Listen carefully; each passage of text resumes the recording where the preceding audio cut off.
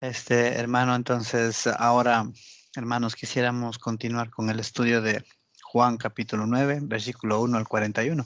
Vamos a leer todo el versículo, todo el capítulo, perdón, porque quisiéramos hacer un, eh, un estudio general, temático, no verso por verso, sino más bien fijándonos en las partes más importantes de este capítulo, porque ya hemos hablado mucho acerca de muchos detalles y la mayoría de cosas que vamos a hablar en este capítulo ya se dan por entendidas.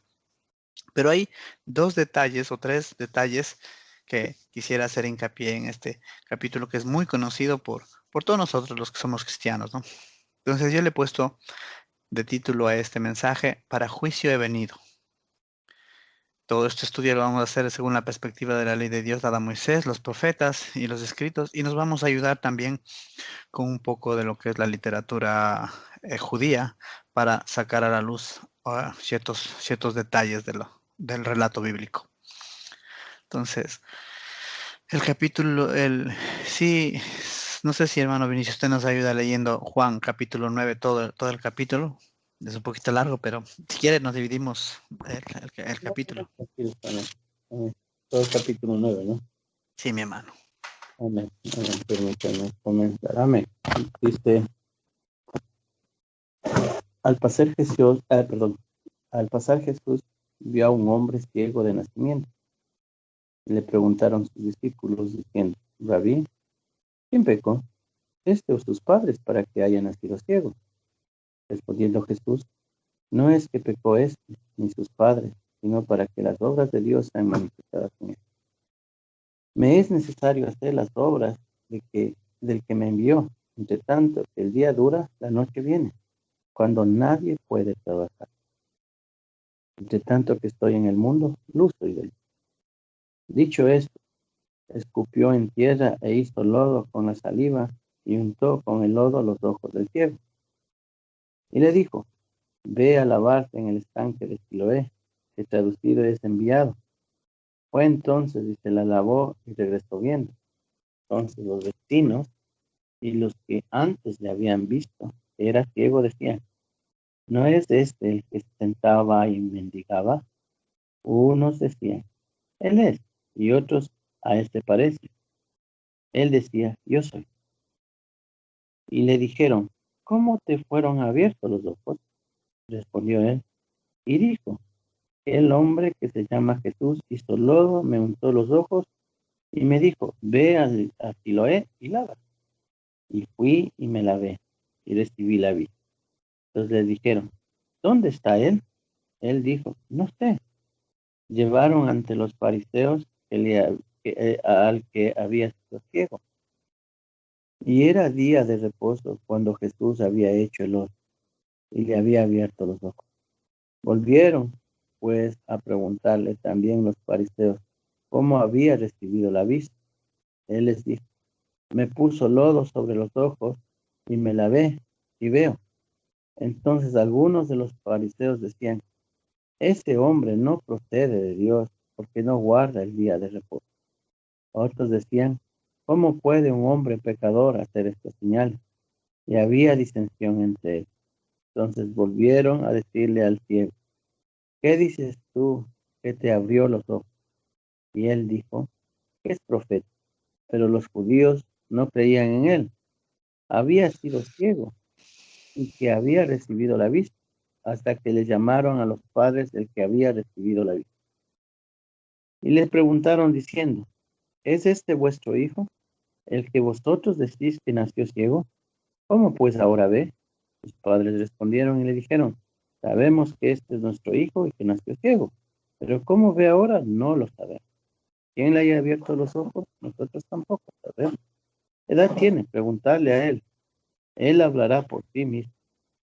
Esto dijeron sus padres, porque tenían miedo de los judíos, por cuanto los judíos ya habían acordado que si alguno confesare que Jesús era el Mesías, fuera expulsado de la sinagoga. Por eso dijeron sus padres, ¿qué edad tiene? Preguntarle a él.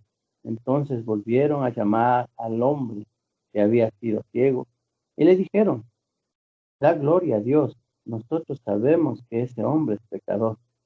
Entonces él respondió y dijo, ¿y es pecador? No lo sé. Una cosa sé, que habiendo yo sido ciego, ahora veo. Le volvieron a decir, ¿qué te hizo? ¿Cómo te abrió los ojos? Él respondió, ya os he dicho, y no habéis querido oír. ¿Por qué lo queréis oír a otra vez? ¿Queréis también vosotros haceros sus discípulos?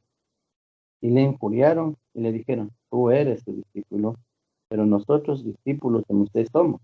Nosotros sabemos que Dios ha hablado a Moisés, pero respecto a este, no sabemos de dónde sea. Respondió el hombre y les dijo, pues eso es lo maravilloso, que vosotros no sepáis de dónde sea. A mí me abrió los ojos. Sabemos que Dios no oye a los pecadores, pero si alguno es temeroso de Dios y hace su voluntad, a ese oye. Desde el principio no se ha oído decir que alguno abriese los ojos a uno que nació ciego. Y este no viene de Dios, nada podrá hacer. Respondieron y le dijeron, tú naciste de todo el pecado y nos enseñas a nosotros. Y le expulsaron. Oyó Jesús que le habían expulsado y hallándole le dijo, ¿crees tú en el Hijo de Dios? Y respondiendo él le dijo, ¿quién es Señor para que crea en él? Y le dijo Jesús, pues le has visto que habla contigo, él es. Y él dijo, creo, Señor, y le adoró. Y dijo Jesús, para juicio he venido yo a este mundo, para que los que no ven, vean, y los que ven, sean cegados. Entonces algunos de los fariseos que estaban con él, al oír esto, les dijeron, ¿acaso nosotros somos también ciegos? Jesús le respondió, si fuerais ciegos, no tendríais pecado. Mas ahora, porque decís, vemos, vuestro pecado permanece. Aleluya. Amén. Gloria a Dios por su palabra, hermanos. Gloria a Dios por su palabra. Bueno, vemos aquí que en este relato, vemos que aparece este hombre, este ciego, y los discípulos le preguntan, Rabí, ¿quién pecó? ¿Este o sus padres? Para que haya nacido ciego. Entonces vemos que eso no sale solamente de una pregunta inocente, sino que en realidad nace de las enseñanzas y de las creencias de las personas en aquel tiempo, ¿sí? Y por lo que podemos ver más adelante, los fariseos le dicen, naciste en pecado, le dicen. Entonces, vemos que no había opción para que una persona tenga en este caso una ceguera o una enfermedad, sin que esto esté condicionado al juicio de los hombres.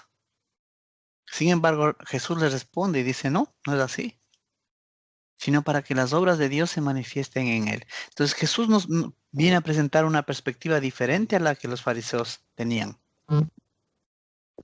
En esta perspectiva diferente, vemos que Dios tiene la autoridad también de permitir la enfermedad sin relación con el pecado. Y esto es lo que nos está diciendo aquí. Porque recordará que cuando le sanó al paralítico, y cuando le toca en el templo, le dice, vete y ya no peques más para que no te vengan cosas peores, le dice. Pero en este caso, no le dice así. Es más, este hombre que fue ciego dice que le adoró. Le adoró. Entonces vemos que hay una relación íntima entre el hombre ciego y nuestro Señor Jesucristo. No hay esa separación del pecado entre el uno y el otro, sino que inmediatamente el hombre ciego le adora. Y no solamente eso, sino que tiene el valor de enfrentarse a todos los judíos y a todos los que le acusaban a Jesús y defender a aquel que le había sanado. Entonces vemos, no vemos las características de este hombre ciego. En primer lugar, no había pecado. No que no haya pecado en el sentido de que la consecuencia de su ceguera no era el pecado, quiero decir. Ahora, como todos tenemos pecado, pero sabemos que dentro de la misma ley hay la figura o la sombra, que es el perdón de pecados a través del Cordero. Entonces, ciertamente, aunque este ciego hubiese pecado, pero tenía la gracia dentro de la misma ley que le permitía ser perdonado a través de un Cordero. Entonces, en este sentido, vemos que la causa de su enfermedad no era el pecado, aunque era un hombre pecador como todos somos. Entonces, podemos mirar que estas características que tenía este hombre ciego le calificaban para que él pueda tener una relación con Jesús y adorarle inmediatamente después cuando habla con Jesús y Jesús se presenta como el Salvador, como el Mesías. Entonces, seguimos leyendo. Vemos, dice en el 5, dice, entre tanto que estoy en el mundo, luz soy del mundo. Entonces Jesús le dice que Él es la luz del mundo, identificándose directamente con el Mesías. Ya habíamos hablado anteriormente acerca de cómo Jesús, cómo el Mesías era conocido como la luz del mundo, el sol de justicia. Entonces Jesús dice que Él es esa luz del mundo, o sea, ese Mesías. Era parte del lenguaje que Él usa para referirse a sí mismo, porque vemos que él se refiere a sí mismo utilizando el lenguaje bíblico, utilizando la palabra que Dios ya había dado a través de los profetas y a través de la ley de Moisés. Entonces, se aplica a sí mismo la palabra profética. En este caso dice, soy la luz del mundo, en referencia directa al sol de justicia, escrita en las profecías. Dicho esto, escupió en tierra, hizo lodo con la saliva y untó con el lodo los ojos del ciego. Y le dijo, ve y lávate en el estanque de Siloé, que traducido es enviado. Fue entonces, se lavó y regresó viendo. Entonces habíamos dicho que este estanque de Siloé era parte de la parte importantísima de la fiesta de los tabernáculos. El estanque de Siloé habíamos dicho que nace de una manantial que se llama Gijón, que significaba útero de la Virgen. Y que ya habíamos hablado que de ese útero de la Virgen, el rey Ezequías había cavado un túnel y llevaba el agua hasta Siloé. Y luego esta agua era llevada en la fiesta de los tabernáculos, era llevada al templo para que con esta agua apagar el último sacrificio que se hacía en el templo por causa eh, de los gentiles, esos sacrificios que se hacían en esta fiesta para los gentiles. Entonces vemos que esta agua y este estanque eran sumamente proféticos y es lo que justamente está haciendo Jesús. Porque le pudo haber dicho, Ana, lávate con agua simplemente. Sí, agua había en todo Jerusalén. Pero le dice exclusivamente, ve a lavarte en ese estanque, porque es un estanque profético que habla del enviado. El enviado es el Mesías. Ellos sabían muy bien el significado, la sombra, la figura que esto significaba. Entonces, aquí quisiéramos hacer algo hincapié porque dice en el siguiente versículo, dice, en el 8 dice, entonces los vecinos y los que antes le habían visto que era ciego decían, ¿no eres el que se sentaba y mendigaba? Y unos decían, él es, y otros a él se parece. Él decía, yo soy. Le dijeron, ¿cómo te fueron abiertos los ojos? Y respondió él y dijo, aquel hombre que se llama Jesús hizo lodo, me untó los ojos y me dijo, ve y lávate el Siloé, y fui y me lavé y recibí la vista. Y vemos más adelante que dice que le llevaban ante los fariseos. Y dice, en el 14 es donde está la clave de esta porción. Y dice, y era día de reposo cuando Jesús había hecho el lodo. Ahí quisiéramos detenernos, hermanos. Y era día de reposo cuando Jesús había hecho el lodo. Una de las preguntas que podríamos hacernos, y es justo hacerlos, es, ¿por qué hizo lodo? Jesús pudo haber dicho solamente sé sano. O pudo haberle puesto las manos o los dedos. Pero Jesús hace el lodo. ¿Por qué hace el lodo Jesús?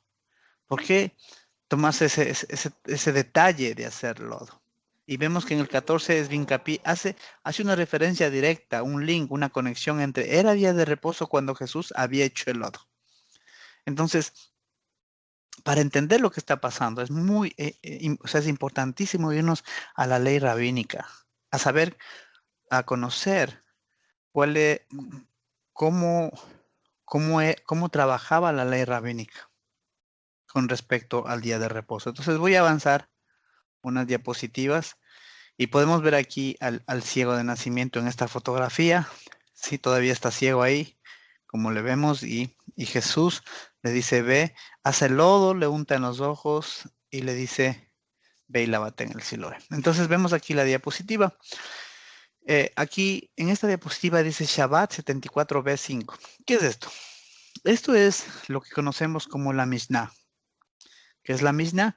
Es la interpretación que los sabios, que los fariseos le daban a la ley de Dios. En este caso, ellos están interpretando cómo guardar el Shabbat. ¿Sí?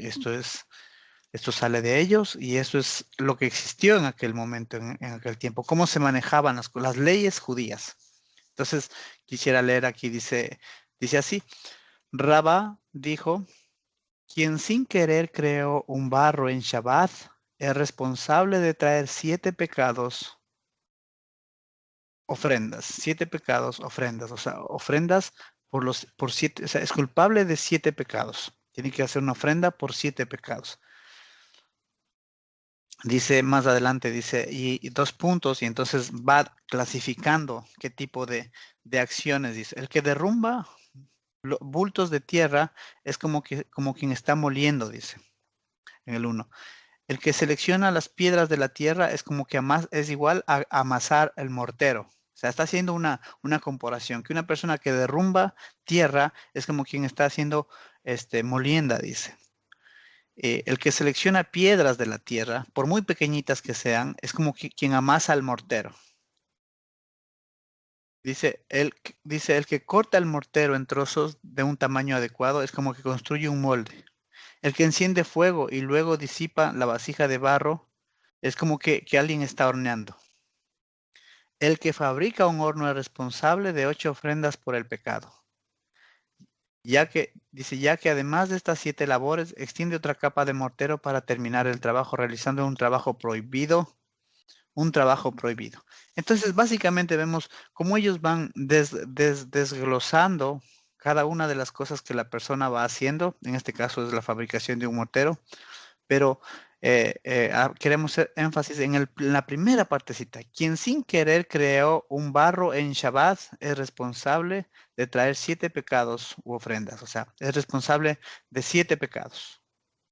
Entonces, vemos que el hacer barro en Shabbat estaba prohibido. ¿Prohibido por la ley de Moisés? No. Prohibido por los rabinos, prohibido por la ley judía. Entonces, ahora que sabemos la ley judía, ahora sí podemos volver al texto. Voy a poner un ejemplo más para poner un poquito más de énfasis cómo era esta ley. Voy a ver otra, el Shabbat 74b7 en este caso, que nos muestra con más detalle cuán detallista era esta ley y cómo esta ley iba más allá de la ley de Moisés, a un límite casi hasta absurdo, pero sin embargo era tan válido como la ley de Moisés. Y dice así, los sabios enseñaron en Tosefta, alguien que sin querer arranca una pluma grande del ala de un ave en Shabbat, y quien corta la punta de la pluma, y quien saca los hilos que forman la pluma, es susceptible de traer 3 ofrendas por el pecado. Dice, Shimon ben Lakish dijo, este es el rabino, explicando este asunto. Dice, quien arranca el ala de esa ave es responsable, es igual a como que si alguien estuviera esquilando una oveja. Y uno que recorta las puntas de la pluma de esa ave es como si estuviese cortando la lana de la oveja. Y quien dice que si retirar los hilos de esta pluma de esta ave es como si estuviera alisando, o mejor dicho, preparando la lana para el lavado, alisando la lana, o sea, preparando la lana. Entonces vemos cómo ellos iban a este punto, ¿no? De que en el Shabbat ni siquiera podían arrancar una pluma de un ave. Y por último, si ya la encontraban arrancada, no podían cortar la pluma. Y por último, si es que no cortaban la pluma, sino que simplemente la encontraban y le quitaban los finos hilos, ya eran culpables. Y entonces podemos enfocarnos aquí cómo era la ley judía en tiempos de Jesús y por qué Jesús hace lo que hace y por qué hay esos encuentros con los judíos, con los líderes judíos. Era por causa de la ley judía. Entonces, volvemos al 14, dice, y era día de reposo cuando Jesús había hecho el lodo. Entonces el problema era el lodo, hermano. No solamente el problema era el milagro, el problema era el lodo, porque Jesús, ¿qué estaba haciendo Jesús? Violando directamente una ley judía. Más adelante vamos a ver qué dice la profecía acerca de lo que el Mesías debía hacer. Y ahí, en esa figura mesiánica de Jesús, vamos a ver la conexión que existe entre esto que Jesús está haciendo, porque Jesús no vino en su primera venida simplemente a ver cómo las cosas le salían o de una forma improvisada, cómo las cosas iban a salir. No, Dios tenía el total control, total control. Cada cosa que Jesús dijo, cada cosa que Jesús hizo estaba escrita. Y tenía que ser así para cumplir hasta en el más mínimo detalle la palabra de Dios, para que se cumpla lo que está escrito. Dice que mi palabra no volverá a mí vacía. Entonces, eso es importantísimo notar aquí. La ley rabínica, estamos hablando en este momento de que esa ley rabínica era ley judía o ley rabínica es lo mismo, ¿no? Son sinónimos. Solamente para señalar que cuando hablo de ley judía no estoy hablando de la ley de Moisés, sino ley rabínica, ley de los rabinos. Entonces continúo ya. Vemos que los fariseos decían, ese hombre no procede de Dios porque no guarda el día de reposo. ¿Cómo lo había violado? Haciendo lodo. Haciendo lodo. Jesús había violado para ellos el Shabbat porque había hecho lodo. Como ya hemos revisado, Jesús violó una ley rabínica. Bueno, ellos querían saber cuál era la opinión del ciego y le dicen, ¿tú qué dices del que te abrió los ojos? Y él dice que es profeta. Pero los judíos no creían que había ido ciego y que había recibido la vista hasta que llamaron a sus padres del que había recibido la vista y les preguntaron diciendo, ¿este es vuestro hijo el que vosotros decís que nació ciego? ¿Cómo pues ve ahora? Sus padres respondieron y le dijeron, sabemos que este es nuestro hijo que nació ciego, pero cómo ve ahora no lo sabemos. O quién le haya abierto los ojos nosotros tampoco lo sabemos. Edad tiene. Preguntadle a él y él hablará por sí mismo. Esto dijeron sus padres porque tenían miedo de los judíos, por cuanto los judíos ya habían acordado que si alguno confesase que Jesús era el Mesías, fuera expulsado de la sinagoga. Ahí es importantísimo, hermanos. Ya no estamos hablando solamente de que esta lucha entre Jesús y los líderes y los rabinos judíos ya se había extendido a las sinagogas, hermano. Eso quiere decir que ya era de conocimiento público. Había sinagogas en cada pueblo de todo Israel, de toda Judea y de todo lo que es la Samaria y lo que era Nazaret, toda la Galilea. Entonces, vemos que ya era un asunto que había llegado a la sinagoga. Las órdenes ya habían llegado a cada sinagoga, que si alguno seguía o confesase o creía que Jesús era el Mesías, sea expulsado. Entonces vemos que ellos habían llevado el campo de batalla, el campo de discusión, ya había pasado de ser un tú a tú con los líderes religiosos. Que por cierto los principales estaban en Jerusalén, donde Jesús les está enfrentando ahora. Está rompiendo esa ley que ellos habían dicho acerca de no hacer lodo, pero ellos lo habían llevado a otro campo ya. A cada pueblo, en cada pueblo, si alguien seguía a Jesús, era expulsado de las sinagogas. Vemos cómo ellos fueron llevando la lucha a otro campo. Esta vez ya se estaban yendo contra el pueblo, contra los creyentes, contra los seguidores de Jesús. En cada pueblo, en cada sinagoga, ya se había extendido la lucha y la pelea. por este asunto de la ley de la ley rabínica en oposición a la ley de Moisés, la cual Jesús defendía. Y vemos qué pasaba aquí, que los hombres otra vez amaban más, tenían miedo de los judíos. Imagínense qué poder tenían estos líderes judíos, que la gente les tenía miedo. Tenían tanto compromiso con los hombres, los padres de que ni viendo a su propio hijo sano, como padres deberían haberse alegrado y debieron haber dicho, nuestro hijo que estaba ciego ahora, mira, ahora ve, es un hombre normal. Pero era más el temor y el compromiso con los hombres que el amor a la verdad, que el amor a lo que es justo, a lo que es bueno. Continúo. Entonces dice, entonces, el 24, entonces volvieron a llamar al hombre que había sido ciego y le dijeron, da gloria a Dios. Nosotros sabemos que ese hombre es pecador. ¿Por qué sabían que era ese hombre es pecador? Porque según ellos, había violado la ley del Shabbat de no hacer lodo en Shabbat, según la ley rabínica. Entonces, le defiende, el ciego le defiende, el que era ciego. Si es pecador, no sé. Una cosa sé, que habiendo sido ciego, ahora veo. Y otra vez les dice, ¿qué te hizo? ¿Cómo te abrió los ojos? Él ya les dijo que hizo lodo, pero ellos querían confirmarlo. Y él le dice, ya los he dicho y no habéis querido oír. ¿Por qué lo queréis oír otra vez? Queréis haceros vuestros discípulos, y le injuriaron y le dijeron, tú eres su discípulo, pero nosotros discípulos de Moisés somos.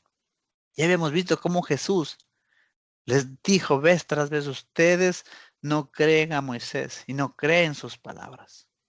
Todo el tiempo no obedecen a Moisés, no creen a Moisés. Pero ellos insistían en que ellos eran discípulos de Moisés. Nosotros sabemos, dice, que Dios ha hablado a Moisés, pero respecto a esto no sabemos de dónde sea. Respondió el hombre y le dijo, pues esto es lo maravilloso, que vosotros no sepáis de dónde sea, y a mí me abrió los ojos. Y sigue hablando el ciego y defendiendo a Jesucristo. Y dice, sabemos que Dios no oye a los pecadores, pero si alguno es temeroso de Dios y hace su voluntad, a ese oye. Desde el principio no se ha oído decir que alguno abriese los ojos a uno que nació ciego. Vemos que por un lado él está poniendo en contraposición que Dios no oye a los pecadores, pero en cambio a Jesús sí lo oyó. De tal manera que les sanó a un ciego, o sea, Dios le un respaldo que Dios de algo que nunca había pasado en Israel. Si este no viniera de Dios, no podría hacer nada. Respondieron y le dijeron, tú naciste del todo en pecado y nos enseñas a nosotros, y le expulsaron. Entonces vemos que los judíos, los líderes judíos, estaban tirando a matar, estaban tirando a destruir a todo aquel que confesara o creyera que Jesús era el Mesías. El 35 dice, oyó Jesús que le habían expulsado y hallándole, le dijo, ¿crees tú en el Hijo de Dios? Él respondió, ¿quién es, Señor, para que crea en él? Le dijo Jesús, pues le has visto y el que habla contigo, él es. Y él dijo, Señor, creo, y le adoró. Jesús dijo, para juicio he venido a este mundo, para que los que no ven, vean, y los que ven sean cegados. Entonces algunos de los fariseos que estaban con él, al oír esto, le dijeron, ¿acaso nosotros somos también ciegos? Jesús les respondió, si fuerais ciegos no tendríais pecado, mas ahora porque decís vemos, vuestro pecado permanece. Podemos ver, hermanos, que esto de haber venido al Evangelio tomando esto, trayéndolo a nuestra actualidad, vemos que esto de haber conocido el Evangelio es una espada de doble filo. Es una espada de doble filo, porque si no, en realidad no caminamos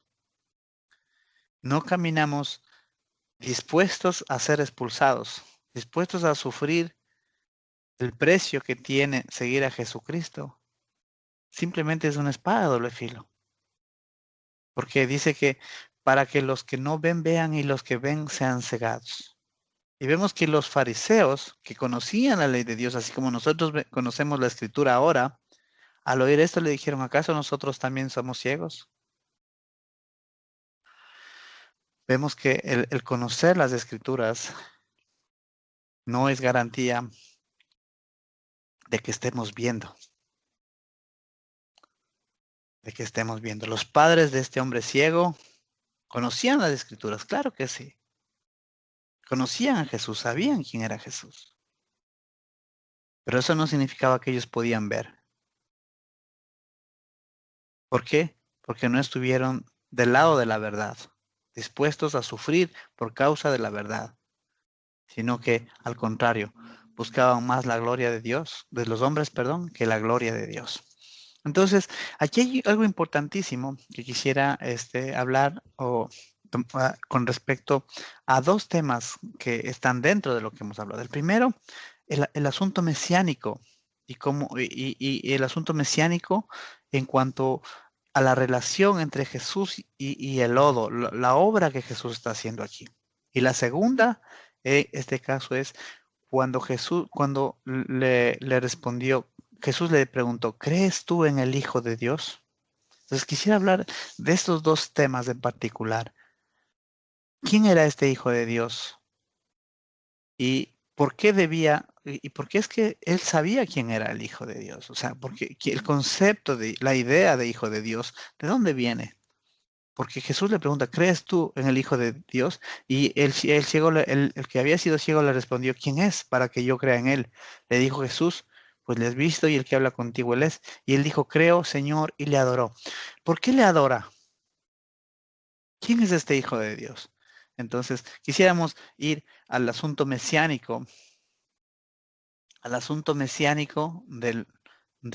lo que es el barro, porque el lodo. En Isaías 41 dice, 41:2, ¿quién despertó del oriente al justo? Este es una profecía, refiriéndose a Jesús. ¿Quién despertó del oriente al justo? Lo llamó para que le siguiese. Entregó delante de él naciones y le hizo enseñorear hizo enseñorear de reyes. Los entregó a su espada como polvo, como hojarasca que su arco arrebata. Del norte levanté a uno y vendrá. Del nacimiento del sol invocará mi nombre y pisoteará a príncipes como lodo y como pisa el barro de alfarero. El versículo 27 dice, yo soy el primero que he enseñado estas cosas a Sión y a Jerusalén daré un mensajero de alegres nuevas, de buenas noticias. Evangelio es la palabra en griega que significa alegres nuevas, buenas noticias.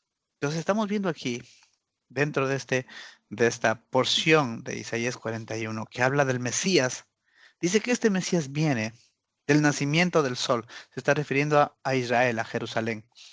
Y dice, y pisoteará príncipes como lodo y como pisa el barro el alfarero. Entonces vemos que, que la figura del lodo, la figura del barro, está presente aquí dentro de lo que es el Mesías, la obra del Mesías. Entonces, vemos por un lado que Jesús le envía a este ciego al Siloé, que es el enviado. ¿Cuál enviado? Este que dice aquí, y despertó del oriente al justo. Ese es el enviado. Y vendrá, dice, en el 25, del norte levanté a uno. Vemos que cuando Satanás quería sentarse al norte, ¿sí? En el trono de Dios, levanté a uno. Y vendrá, ese es el enviado. Del nacimiento del sol invocará mi nombre, refiriéndose a Jerusalén. Entonces vemos que ese enviado pisotea príncipes como lodo y como pisa el barro el alfarero. Vemos que exactamente está haciendo eso, está pisoteando las leyes rabínicas. Está pisoteando estas leyes de hombres, estos mandamientos de hombres. Ahora sí, quisiéramos ver algo más en segunda de Samuel. En este caso ya es el rey David que está profetizando acerca de la resurrección de nuestro Señor Jesucristo. Esto está en segunda de Samuel capítulo 22. Y he tomado solamente algunos versículos donde podemos ver claramente la resurrección dentro de lo que es la obra de resurrección de nuestro Señor Jesucristo.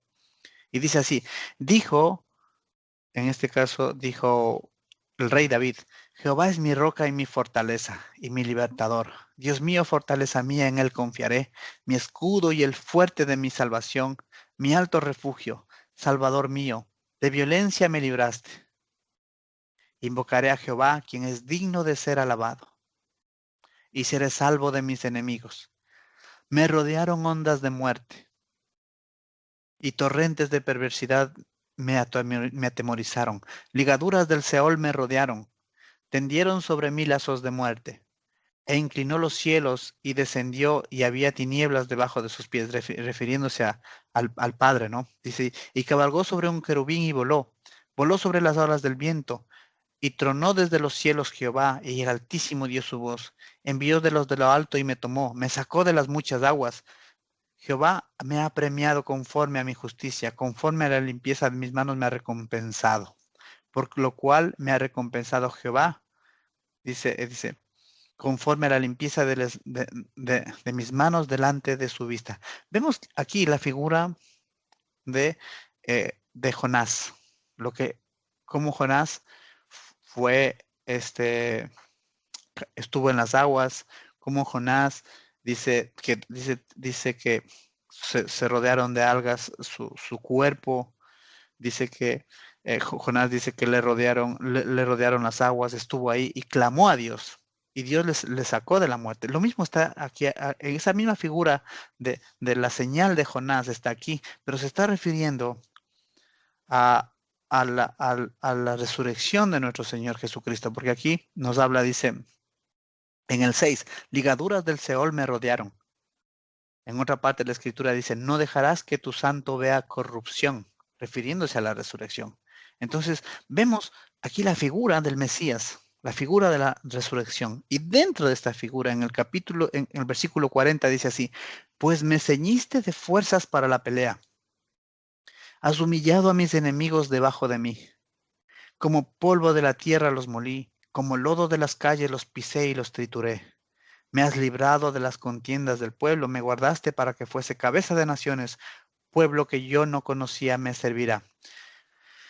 Vemos, dice, has humillado a mis enemigos debajo de mí, como polvo de la tierra los molí, como lodo de las calles los pisé y los trituré. Eso es lo que Jesús estaba haciendo con los mandamientos de hombres, con los dogmas de hombres, con las doctrinas de hombres de los líderes judíos. Esas leyes rabínicas estaban siendo pisoteadas por nuestro Señor Jesucristo en aquel día que Él le abrió los ojos a este ciego. Y me has librado de las contiendas del pueblo. Vemos que todo esto es medio de una contienda, ¿no? Los líderes judíos en contra de Jesús. Y hay algo maravilloso, porque dice, me guardaste para que fuese cabeza de naciones, pueblo que yo no conocía me servirá. Aquí vemos en esta figura mesiánica, vemos la salvación a los gentiles. Nosotros somos ese pueblo que no conocía al Dios de Abraham, de Isaac y de Jacob, a quien Jesucristo ha alcanzado y que ahora por su gracia podemos ser injertados en Israel para gloria de Dios, hermanos. Entonces, vemos en todo esto la figura mesiánica ligada íntimamente al lodo y de cómo el lodo representaba la victoria del Mesías sobre sus enemigos. Ahora bien, ahora si queremos ver acerca del nombre del Hijo. Es importante, ¿de dónde sale el concepto del Hijo? ¿Por qué es que el ciego escucha que Él es el Hijo y le adora? Es impresionante, es impresionante. Dice, ¿quién es para que yo crea en Él? Y él le dice, yo soy, y inmediatamente le adora. Entonces quisiéramos meternos dentro de lo que es la profecía, porque vemos que este hombre ciego conocía muy bien la profecía y entendía muy bien. No que los líderes judíos no lo conocían, sino que los líderes judíos estaban siendo afectados directamente por todo lo que nuestro Señor Jesús hacía, porque estos líderes eran malos y habían diseñado doctrinas de hombres. Y Jesús había venido a destruir, a pisotear como el lodo estas doctrinas. Y por eso es que no le podían aceptar. Entonces en Proverbios 34 dice, ¿quién subió al cielo y descendió? ¿Quién encerró los vientos en sus puños? ¿Quién ató las aguas en un paño? ¿Quién afirmó todos los términos de la tierra? ¿Cuál es su nombre? ¿Y el nombre de su hijo, si sabes? Entonces podemos entender que esto fue escrito por Salomón o por algunos de los sabios que están dentro de lo que son los libros, el libro de Proverbios, porque es una colección de proverbios. Y hacen la pregunta, ¿quién subió al cielo y descendió? Sabemos que el único que puede hacer esto es Dios. ¿Quién encerró los vientos en sus puños? Sabemos que ese es Dios. ¿Quién ató las aguas en un paño? Sabemos que ese es Dios. Estamos conscientes, y en aquel tiempo estaban conscientes de que era Dios el Padre. ¿Quién afirmó los términos de la tierra? Estamos hablando que ese es Dios. ¿Cuál es su nombre? Ellos sabían muy bien que era Yod-Heh-Vav-Heh, que es el nombre de Dios. Es el nombre como estaba escrito. Hoy lo conocemos como Jehová en hebreo y Jehová en español. Pero aquí hay algo importante que está citando el proverbista y dice, y el nombre de su hijo, si sabes. Entonces vemos que la idea de que Dios tiene un hijo está directamente, muy claramente especificado en Proverbios. Y vamos a ir viendo que aunque los judíos se aplican ese nombre a su pueblo de Israel, vamos a ir viendo que ese nombre está más ligado hacia el Mesías que hacia el pueblo de Israel. Bueno, entonces vamos adelante. En Isaías 9:6, cuando está hablando del Mesías directamente, hijo nos es dado, dice el título. Dice, porque un niño nos es nacido, hijo nos es dado. Y el principado sobre su hombro y se llamará su nombre admirable, consejero, Dios fuerte, Padre eterno, príncipe de paz. Aquí ya vemos que el asunto queda liquidado.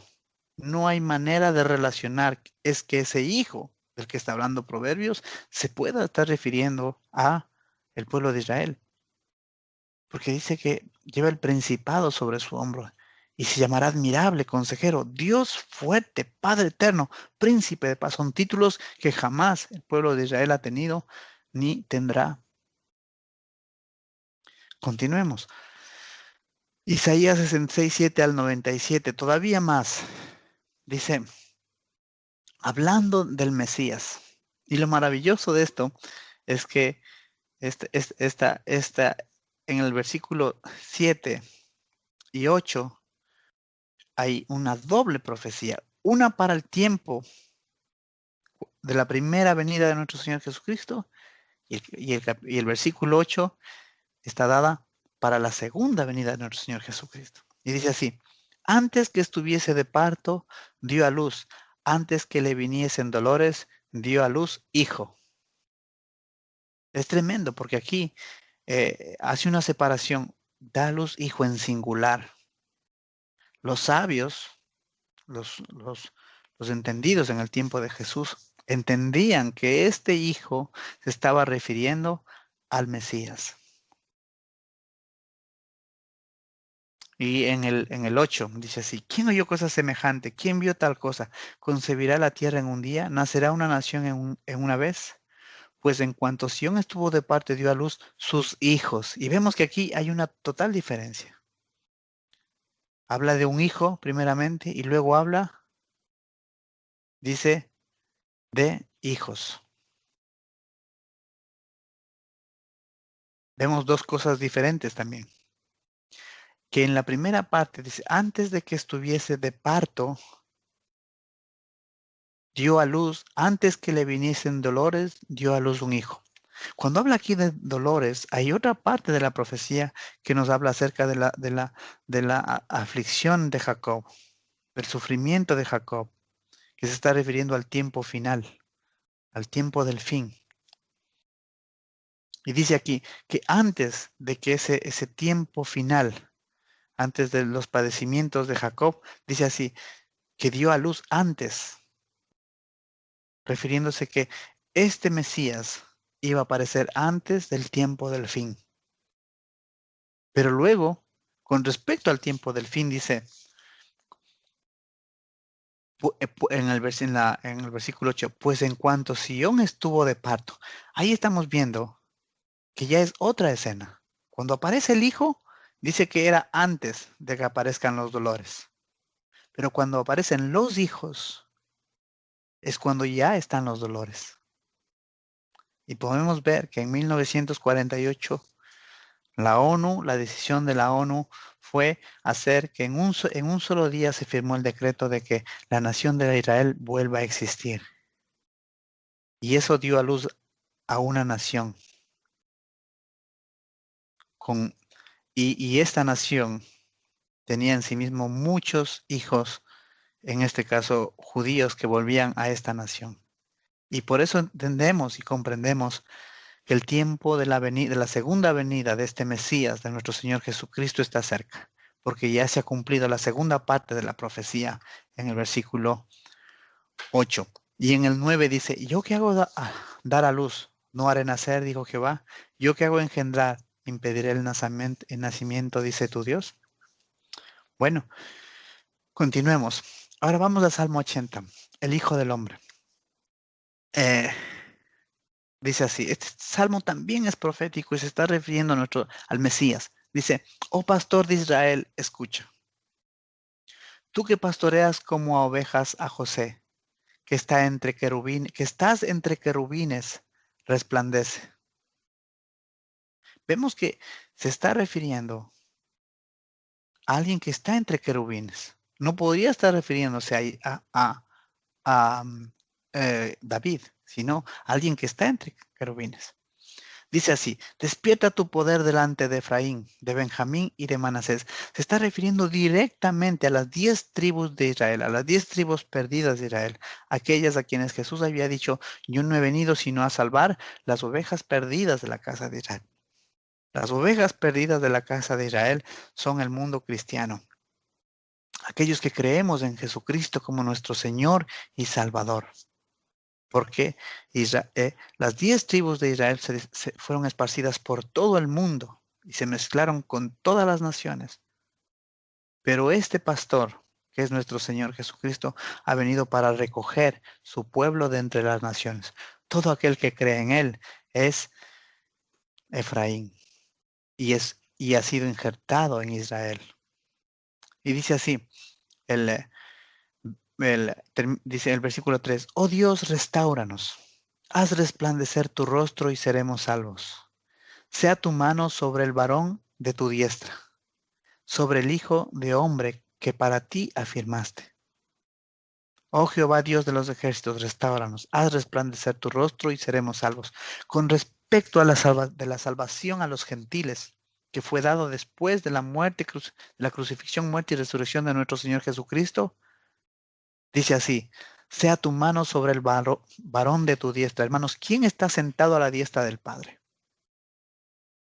Sobre el Hijo de Hombre que para ti afirmaste. Podemos ver que el concepto mesiánico de Hijo de Hombre está aquí claramente aplicado al Mesías, como Hijo de Hombre, como el varón que está a la diestra de Dios. Continuemos un poquito más. En Salmos 2 dice así, el versículo 6, se levantarán los reyes de la tierra y príncipes consultarán unidos contra Jehová y contra su ungido, refiriéndose al Mesías, diciendo, diciendo, he cortado esa parte, dice ahí esa parte cortado, pero dice, quitad de entre nosotros sus ligaduras, liberémonos de sus ligaduras. Y el 6 dice, pero yo he puesto mi rey sobre Sión, mi santo monte. Yo publicaré el decreto. Jehová me ha dicho, mi hijo eres tú, yo te engendré hoy.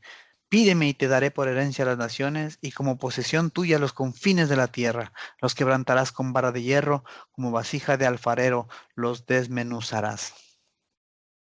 Vemos otra vez aquí, hermanos, que el Mesías es llamado en esta porción de la Escritura, en esta porción mesiánica, mi hijo eres tú, yo te he engendrado hoy. Y como nosotros conocemos en los evangelios, se está refiriendo a nuestro Señor Jesucristo.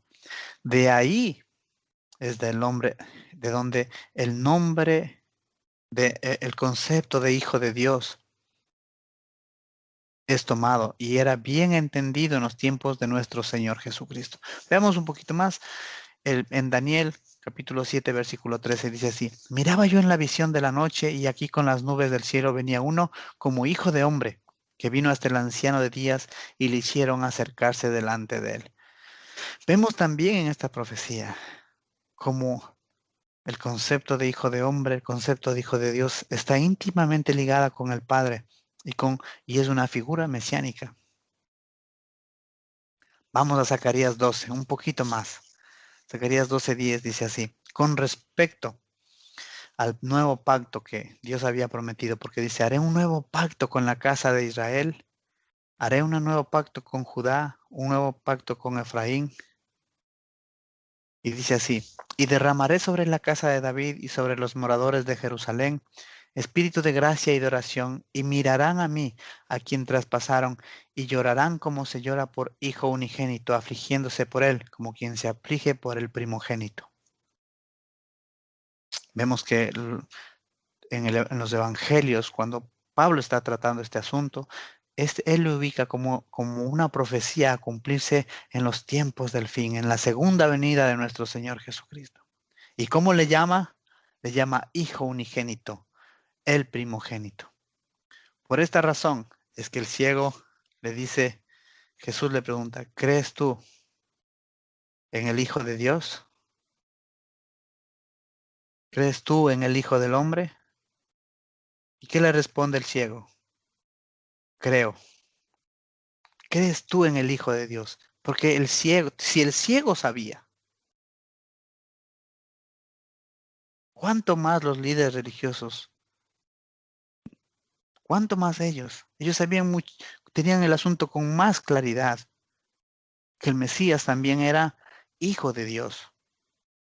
Y es por esta razón que el ciego le adora a nuestro Señor Jesucristo, porque le entendía muy bien quién era nuestro Señor Jesucristo.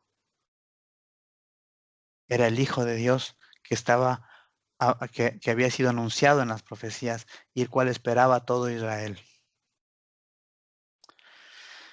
Entonces, ahora, aquí he puesto en la diapositiva, la última, que es donde quiero finalizar el mensaje.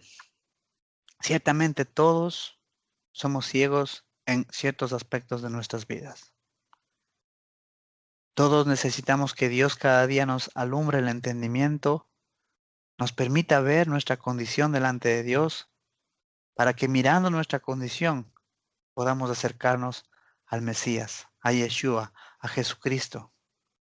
Porque solo Jesucristo tiene el poder para sanarnos, para quitar esa ceguera espiritual y que podamos poder ver que mayor gloria hay en seguir al Maestro antes que permanecer en esa ceguera espiritual, en esa ceguera de pecado, en esa ceguera que no nos permite mirar la gloria de Dios, mirar al Hijo de Dios.